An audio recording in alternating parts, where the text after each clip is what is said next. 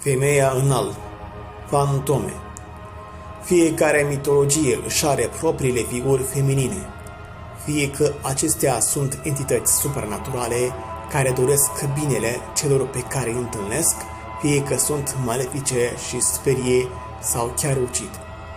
Probabil cel mai interesant exemplu de figura misterioasă feminină este însă și vrăjitoarea, personajul care stă mereu la granița dintre lumea noastră și cea de dincolo, gata oricând să facă legătură între cele două, cu rezultate mai mult sau mai puțin dezastroase.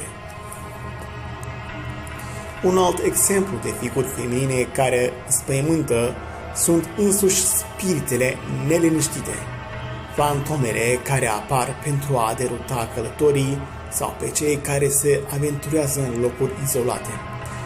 În mitologia românească avem care prin dansul lor iau mințile celor care le zăresc adunările misterioase.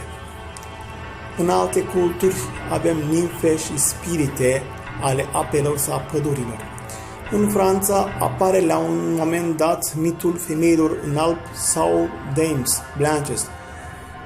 Acestea apar ca ființe supranaturale sub forma unor femei îmbrăcate în alb, care interacționează cu trecătorii care se aventurează pe drumuri și mai ales peste poduri.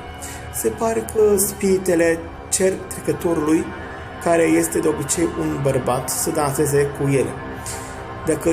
Dacă acesta acceptă, femeia în alb va dispărea ulterior.